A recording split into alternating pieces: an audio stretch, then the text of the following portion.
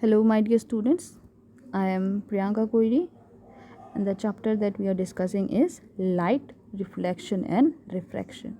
Okay, so in the last class, we studied about refraction, the laws of refraction, and we studied about spherical lenses, and the various terms that are associated with spherical lens. In today's class, we are going to study about image formation in spherical lenses. Okay, so at first let's study by refraction by spherical lens. Okay, in a convex lens, a rays of light parallel to the principal axis after refraction passes through principal focus on the other side of the lens. It means that in a convex lens, a light ray that is coming parallel to principal axis after refraction, it will pass through principal focus on the other side of the lens, not on the same side, remember, on the other side. I hope it will be clear with the help of this diagram. So you can see light ray, which is denoted by red color arrow, after refraction it is passing through F, that is your principal focus of convex lens. Whereas in case of a concave lens, a ray of light parallel to the principal axis after refraction appears to diverge from the principal focus located on the same side of the lens. Okay, so in case of concave lens, you can see light rays that are parallel to principal axis. Here the light rays are denoted by represented by different colors, a pink one and a blue one. So after refraction they are diverging. Okay, and the rays that seems to diverge from a point called principal focus on the same side of the lens. You can see the direction from which the light rays are coming and the principal focus are on the same side. Okay, whereas it is opposite in case of convex lens. Clear?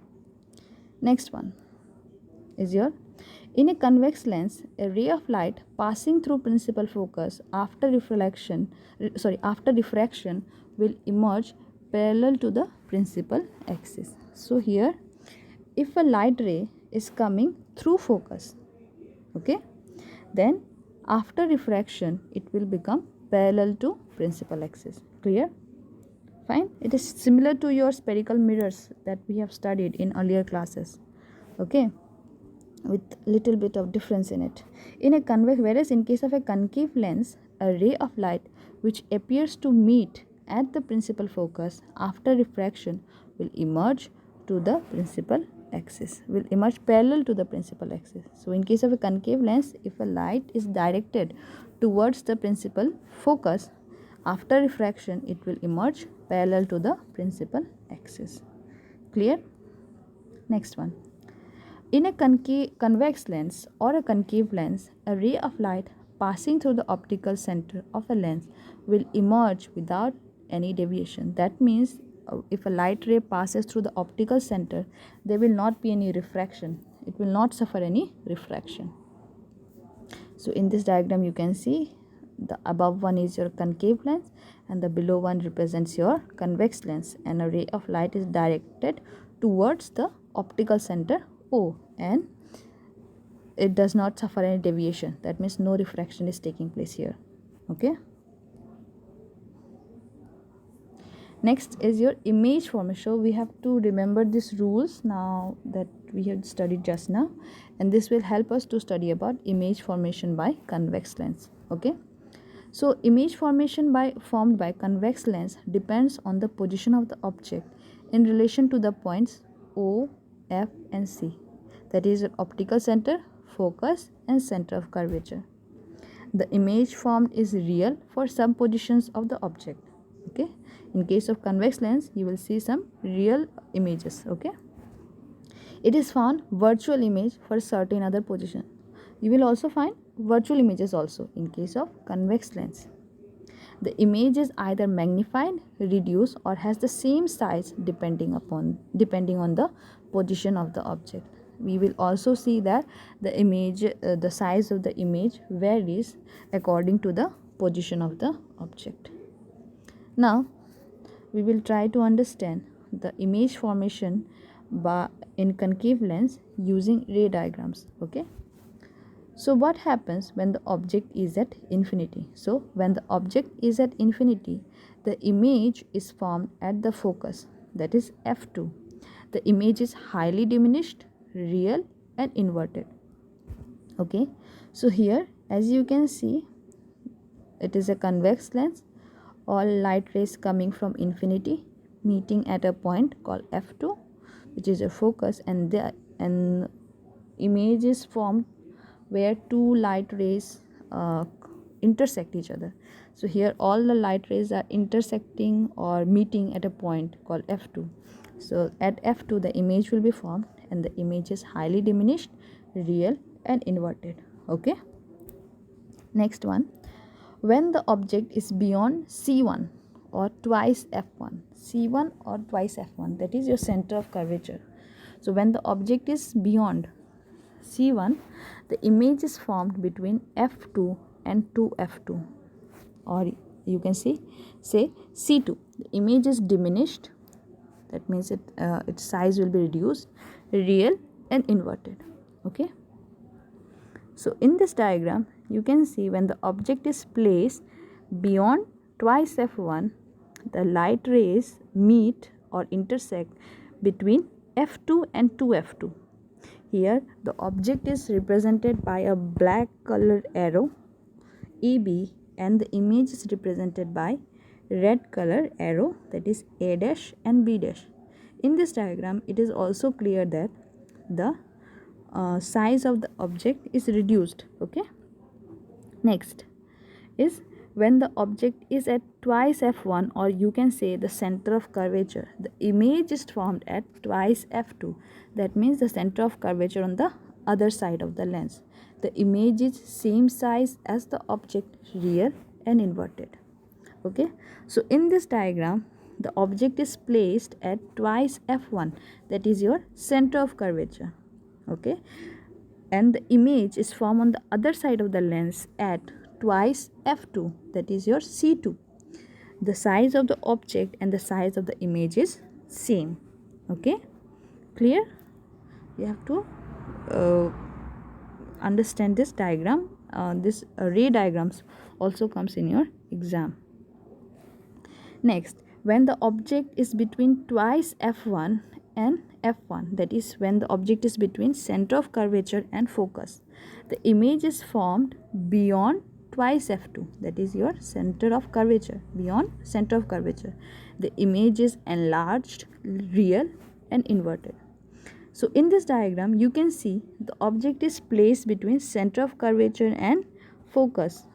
Okay, the object is represented by a black colored arrow AB, and the image is formed beyond twice f2, that is beyond center of curvature. The image is represented by a red colored arrow, and it is clear from the diagram that the size of the image is enlarged here. Okay, now the next position is when the object is at f1 or focus.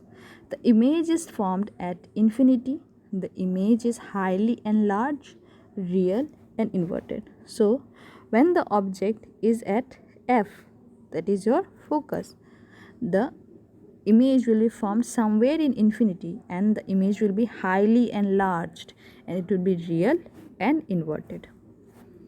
Now the next position is when the object is between f1 and O, that is your focus and optical center. When the object is placed between focus and optical center, the image is formed on the same side of the lens.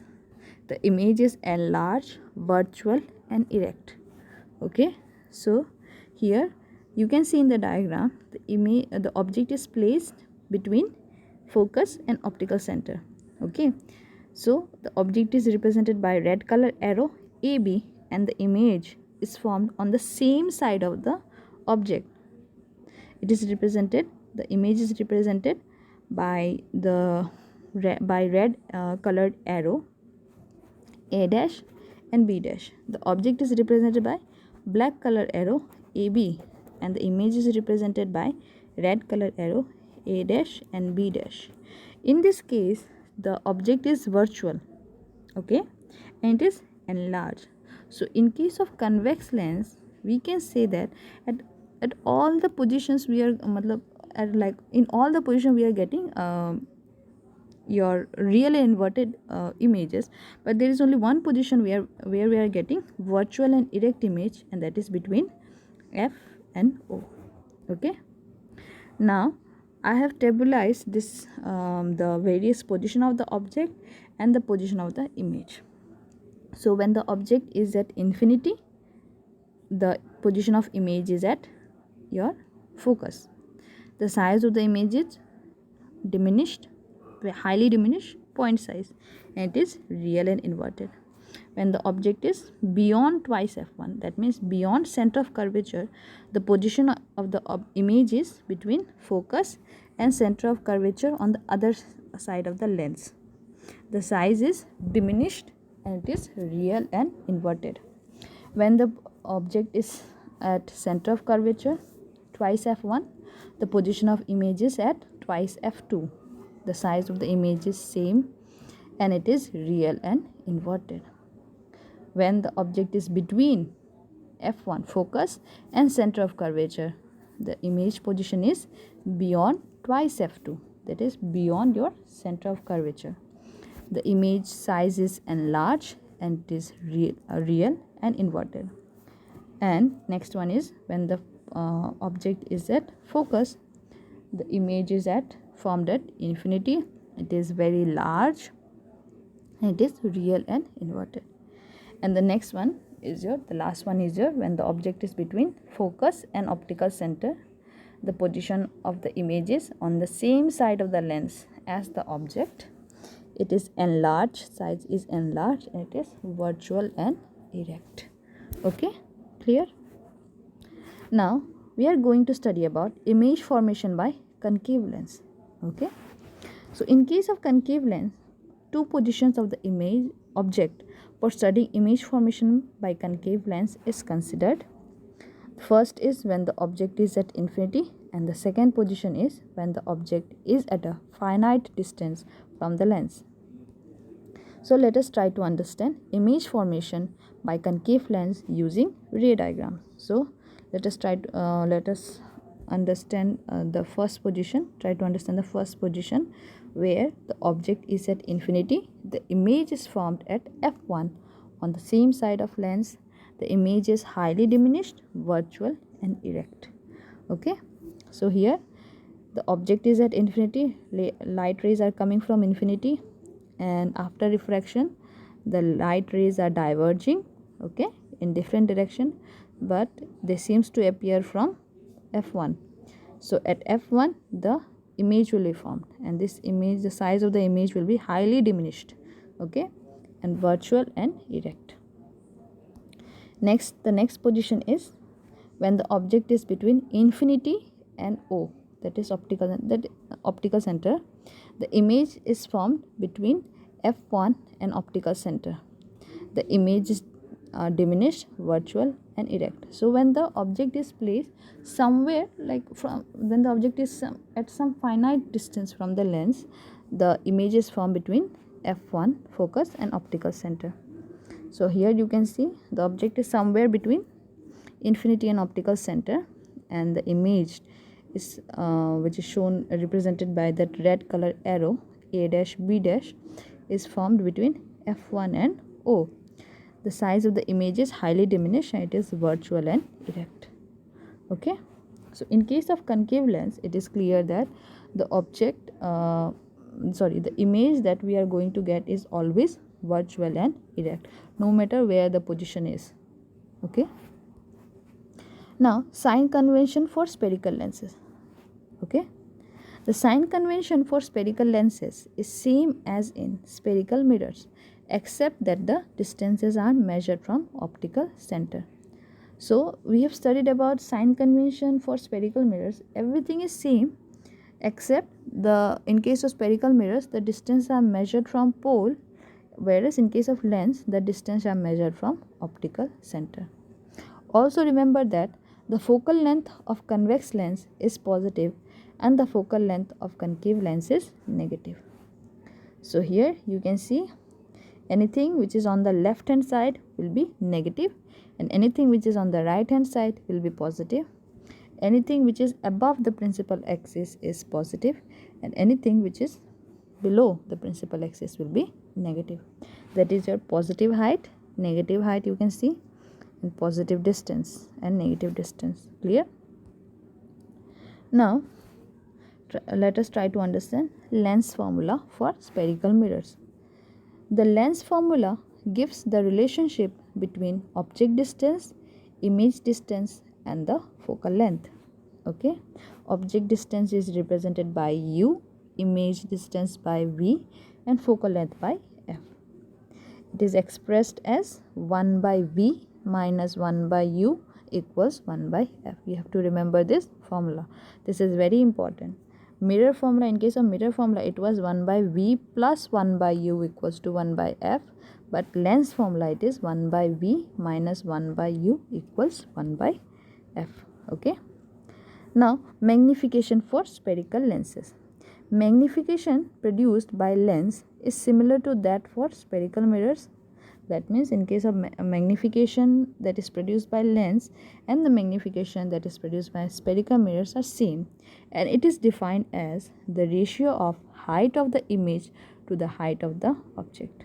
So magnification equals height of the image divided by height of the object, or we can say m equals to h dash by h. H dash is the height of the image and h is the height of the object. The magnification is also related to the object distance and image distance.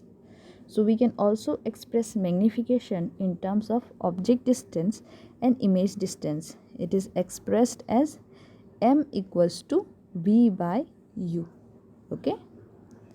Clear? Okay. Now let us try to solve a problem related to lens formula.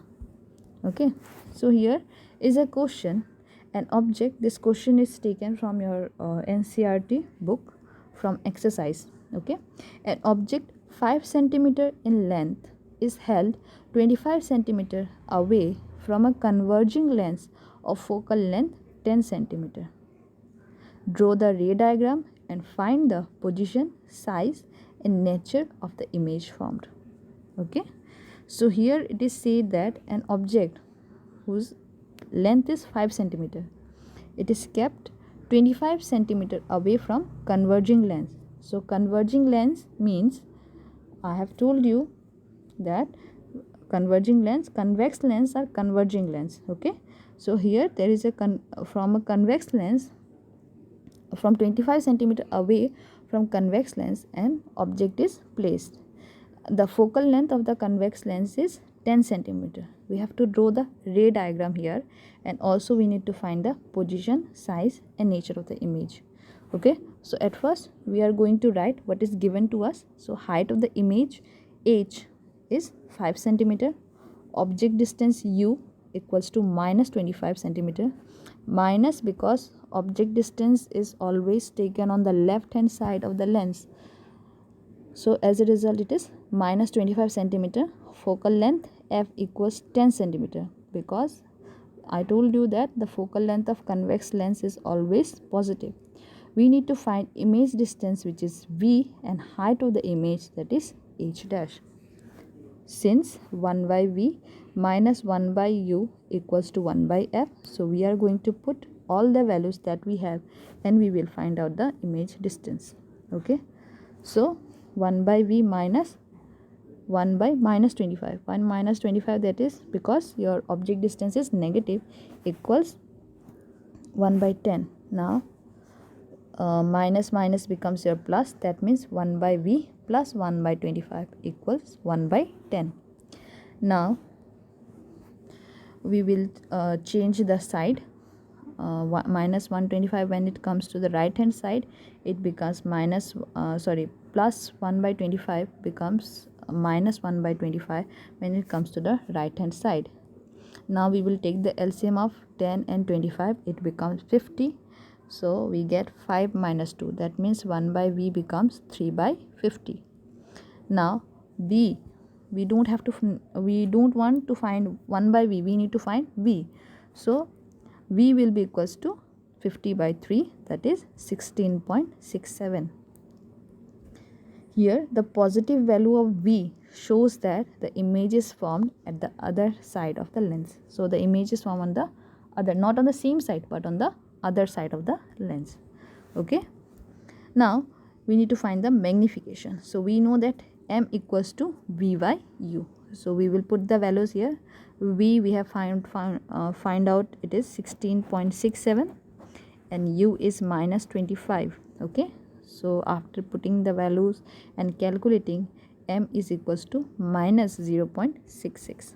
Now the negative value of m shows that the image is real and formed on the other side of the lens. Okay. Next, also m equals to h dash by h, right? So we will put the value m equals to minus 0.66 and putting the value of h, we can find that, or we can say that h dash equals to minus 0.66 into 5 equals to minus 3.3 centimeter. That means the height of the image is 3.3 centimeter. The negative value of image height indicates the image is inverted.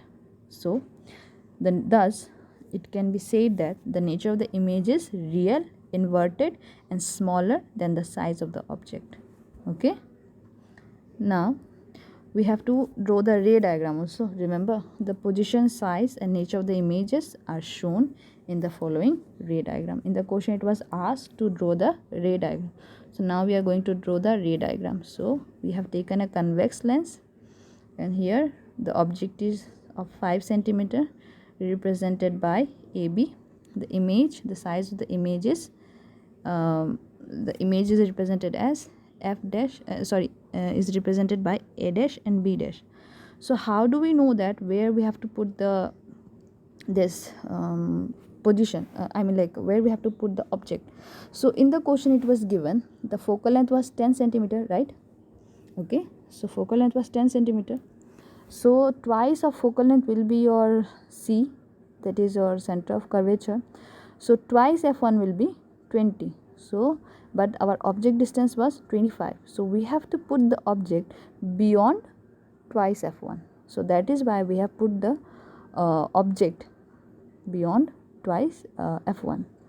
So we know that when the object is kept beyond twice f1, the image is formed between f2 and twice f2. So here we have obtained the image at f2 and twice f2. So this is how you have to draw the ray diagrams for this question. Now coming to the last topic of this chapter, which is your power of lens. Okay, so what is power of lens? The degree of convergence or divergence of light rays achieved by a lens is expressed in terms of its power. So how much light rays are converging, to what extent the light rays are converging or diverging, is expressed in terms of power. Okay. The power of lens is defined as the reciprocal of focal length. It is represented by the letter P. Okay. So the convergence and divergence is actually based on or related to focal length. So thus the power of lens is defined as reciprocal of focal length. Okay. The power of focal length, the power of lens of focal length f is given by P equals to 1 by f. Okay. The SI unit of power of lens is diopter. You have to remember it. The SI unit of power of lens is diopter. That means we measure power of lens in terms of diopter, represented by the letter D. If f is expressed in meter, then power is expressed in diopter. So if we need to find out the power of lens, we always have to express f, that is a focal length, in terms of meter. Thus 1 diopter is the power of lens whose focal length is 1 meter. So if you have a lens whose focal length is 1 meter, that means the power of that lens is 1 diopter. So it can be said 1 d equals to your 1 meter. Okay. Note, remember that the power of convex lens is positive and that of concave lens is negative. Since the focal length of convex lens is positive, the power of convex lens is positive, and the focal length of concave lens is negative. As a result, the power of concave lens is negative. Okay. So with this, we have come to the end of this chapter. Thank you so much. I hope you enjoyed these classes. Thank you.